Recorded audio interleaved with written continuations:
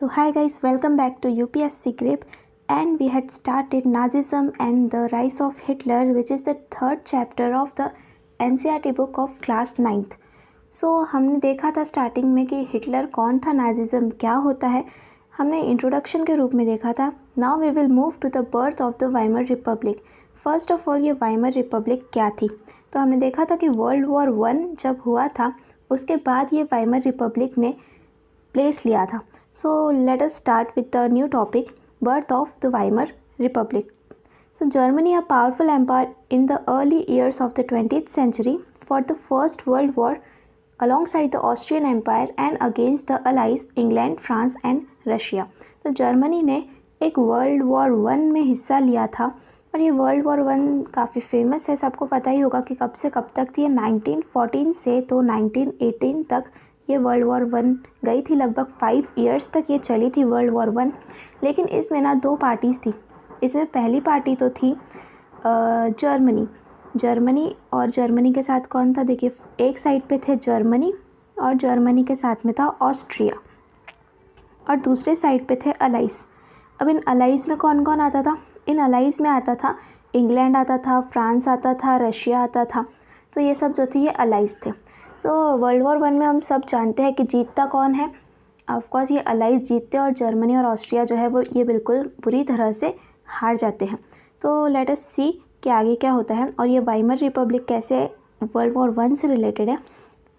So all join the war enthusiastically hoping to gain from a quick victory. जैसे ही world war 1 शुरू होता है तो सब लोग बहुत ही एंथुसियास्टिकली इस वॉर को ज्वाइन कर लेते हैं कि बिल्कुल अब तो हम ही जीतेंगे.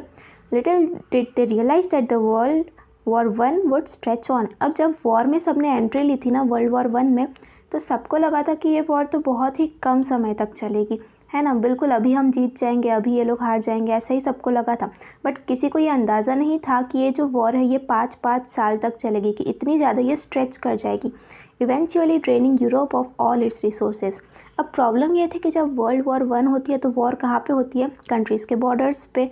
तो जब वॉर होती है ना, ऐसी कोई बहुत बड़ी वॉर, तब क्या होता है कि कंट्री का इंपोर्ट बंद हो जाएगा, कंट्री का एक्सपोर्ट बंद हो जाएगा. हम देखते हैं यूजुअली कि वॉर के टाइम पे कंट्री की इकोनॉमी बिल्कुल ही डाउन हो जाती है. इसकी वजह से क्या होता है, कंट्री में जितने भी रिसोर्सेज है ना उनकी कमी पैदा होती है. मतलब रिसोर्सेज ऐसे वहाँ पे लोगों के लिए पहुँच नहीं पाते. तो जब वर्ल्ड वॉर 1 हुआ उसमें हम देख रहे हैं कि यूरोप की ही सारी कंट्रीज़ अपने आप में फ़ाइट कर रही हैं. एक साइड पे जर्मनी है और ऑस्ट्रिया है और दूसरे साइड पे कौन है, ये सब अलाइज़ हैं. तो ये सब यूरोप की ही कंट्रीज़ है. तो देखा जाए तो पूरे के पूरे यूरोप में एक तरह से रिसोर्सेज की कमी आ जाती है. Germany made initial gains by occupying France and Belgium. अब 1914 में वर्ल्ड वॉर 1 स्टार्ट होता है, ठीक है. तो स्टार्टिंग में तो जर्मनी ने बहुत अच्छा खेला, गेम को पूरी तरह से जीतने ही वाला था जर्मनी. इसने क्या किया, जर्मनी ने फ्रांस और बेल्जियम को अपने कब्ज़े में कर लिया. हम थोड़ा सा देखते हैं मैप में कि फ्रांस और बेल्जियम कहाँ पे थे तो आपको ज़्यादा समझ आएगा. यहाँ पे हम देखते हैं मैप में कि जर्मनी, ये जो बीच वाला दिख रहा है आपको, ये पूरा जर्मनी है इतना बड़ा. और इसके ही लेफ़्ट साइड पे देखिए, यहाँ पे आपको फ्रांस दिख जाएगा और इसी के ऊपर आपको दिख जाएगा बेल्जियम.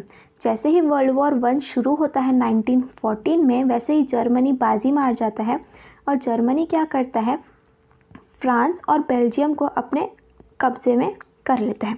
तो सबको तो यही लगता है कि जर्मनी जो है ये बहुत अच्छा गेम खेल रहा है और यही बिल्कुल जीतने वाला है until 1917.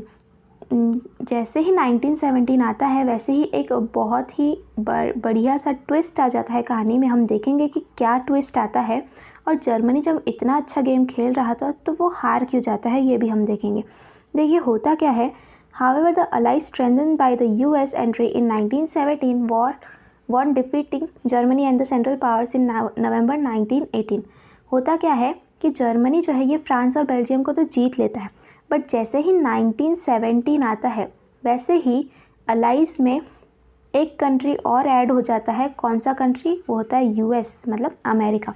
अब हमने देखा कि एक तरफ तो वर्ल्ड वॉर 1 में कौन थे, जर्मनी और ऑस्ट्रिया थे, जबकि दूसरी तरफ कौन थे, इंग्लैंड, फ्रांस, रशिया, ठीक है. बट इंग्लैंड, फ्रांस और रशिया में से फ्रांस जो है इसको जर्मनी हड़पा लेता है, ठीक है, हड़प लेता है। अब बचता कौन है? इंग्लैंड और रशिया। बट 1917 में क्या होता है, एक पूरा ही पासा पलट जाता है जब यूएस जो है 1917 में वॉर में एंटर करता है। और यूएस किसकी साइड से लड़ता है? अलाइज की साइड से लड़ता है। फिर हम देखते हैं कि यूएस जो है पावरफुल कंट्री है। जैसे ही यूएस आ जाता है वर्ल्ड वॉर 1 में तो क्या होगा? जर्मनी टिक नहीं पाएगा। और वैसा ही बिल्कुल होता है, जर्मनी जो है ये वॉर में हार जाता है और नवंबर 1918 में जर्मनी बिल्कुल तरह से हार जाता है और अलाइज कंट्रीज़ जो है ये जीत जाती है। The defeat of imperial Germany and the abdication of the emperor gave an opportunity to parliamentary parties to recast German polity. अब क्या होता है, जर्मनी हार जाता है वॉर में, वर्ल्ड वॉर 1 में। उसके बाद जर्मनी में जो एम्परर होते हैं उस टाइम वर्ल्ड वॉर 1 के टाइम पे आई थिंक एम्परर जो होते हैं वो होते हैं विलहेल्म II, ठीक है, इनको विलियम II भी कहा जाता है। तो ये एम्परर क्या करते हैं, ये बिल्कुल ही हार मान लेते हैं और अपनी एम्परर गिरी ये छोड़ के भाग जाते हैं, ठीक है, ये बिल्कुल छोड़ देते हैं कि अब मैं एम्परर नहीं रहूँगा। अब जर्मनी जो है वो एक डेमोक्रेसी हुआ करता था। अब क्या होता है, जैसे ही एम्परर अपने पद से हट जाते हैं तो जो बाकी की पार्टीज़ होती है जर्मनी में ये उसका फ़ायदा उठाती है और ये लोग क्या करते हैं, अपनी एक गवर्नमेंट फॉर्म करने की कोशिश करते हैं। नेशनल असेंबली ये लोग बिठाते हैं वाइमार नाम की एक जगह पे। वाइमार जो है ये जर्मनी में एक जगह होती है। इस जगह पे एक नेशनल असेंबली बिठाते हैं ये लोग और ये लोग मिलके क्या करते हैं, अपना एक डेमोक्रेटिक कॉन्स्टिट्यूशन फॉर्म करते हैं विद अ फेडरल स्ट्रक्चर। तो बिल्कुल जैसा इंडिया में है कि इंडिया में डेमोक्रेसी है और फेडरल स्ट्रक्चर भी है। फेडरल स्ट्रक्चर का मतलब होता है कि जैसे इंडिया में हम देखें तो सेंटर पे एक अलग गवर्नमेंट है और अलग अलग स्टेट्स में डिवाइडेड है। ये पूरा मान ली इंडिया है, नक्शा नहीं आता है, sorry, let's try but okay. तो यहाँ पे मान लेते हैं हम ये पूरा इंडिया है। तो इंडिया जो है ना ये अलग अलग पार्ट्स में डिवाइडेड है, अलग अलग स्टेट्स में डिवाइडेड है, ठीक है। तो ये अलग अलग स्टेट्स की ना अपनी अपनी गवर्नमेंट है सबकी और बीच में सेंटर में एक गवर्नमेंट काम करती है जो सबसे पावरफुल होती है। इसको बोलते हैं फेडरल स्ट्रक्चर। तो फेडरल स्ट्रक्चर का मीनिंग क्या है, सेंटर पे अपनी एक अलग गवर्नमेंट है और अलग अलग स्टेट्स की भी अलग अलग गवर्नमेंट है। तो जर्मनी ने भी बिल्कुल इसी को फॉलो किया। उसने क्या किया, डेमोक्रेसी बनाई और फेडरल स्ट्रक्चर को भी उसने इम्पोर्टेंस दिया। अब जब डेमोक्रेसी की बात आती है ना, मान लीजिए वहाँ जहाँ पे भी डेमोक्रेसी की बात आती है तो डेमोक्रेसी में क्या होता है कि लोग अपनी गवर्नमेंट खुद चूज़ करते हैं। ऐसा हो ही नहीं सकता कि डेमोक्रेसी है और वहाँ पे वोटिंग नहीं है। वोटिंग मतलब कि जिसको हम यूनिवर्सल एडल्ट फ्रेंचाइज कहते हैं।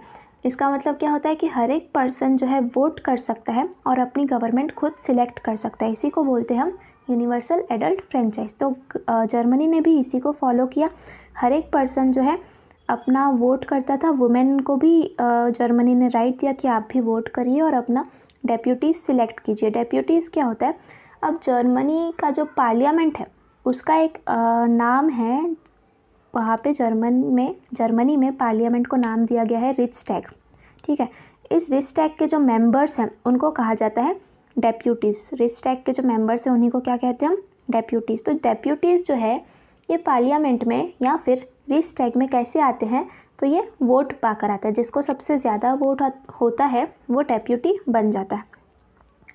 नेक्स्ट देखते हैं हम, this Republic however was not received well bye its own people, largely because of the terms it was forced to accept after Germany's defeat at the end of the First World War।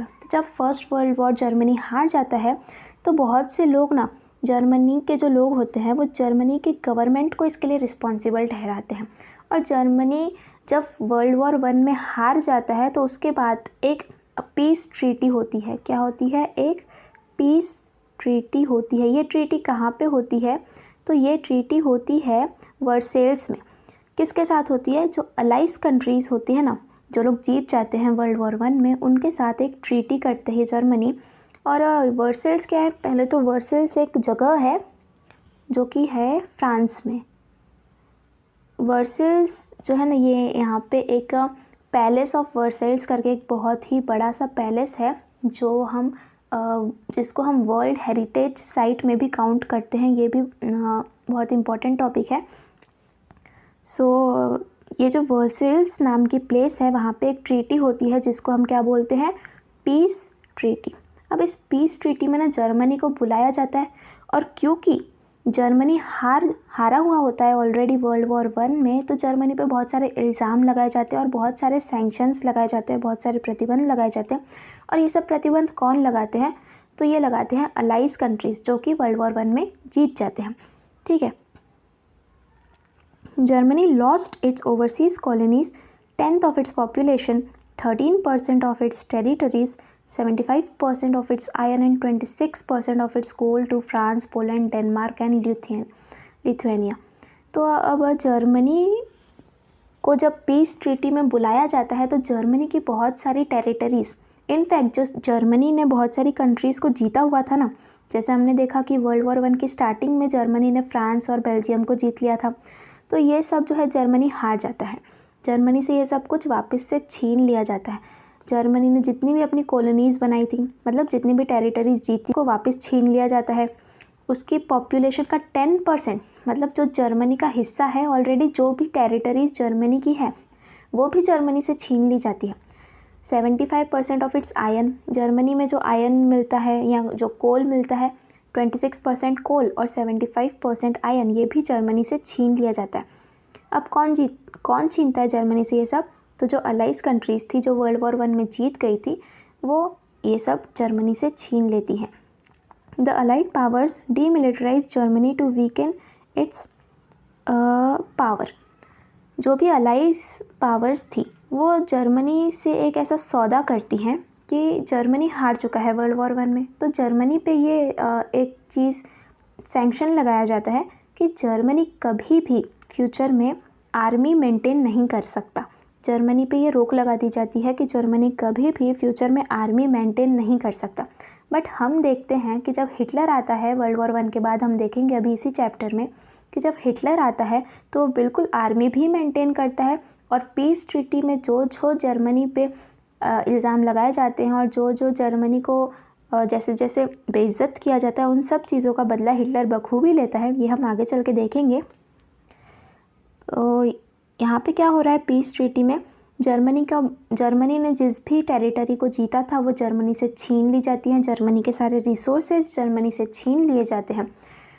The war guild clause held Germany responsible for the war and damages the allied countries suffered. अब allied countries को जितनी भी damage हुए थे, जितने भी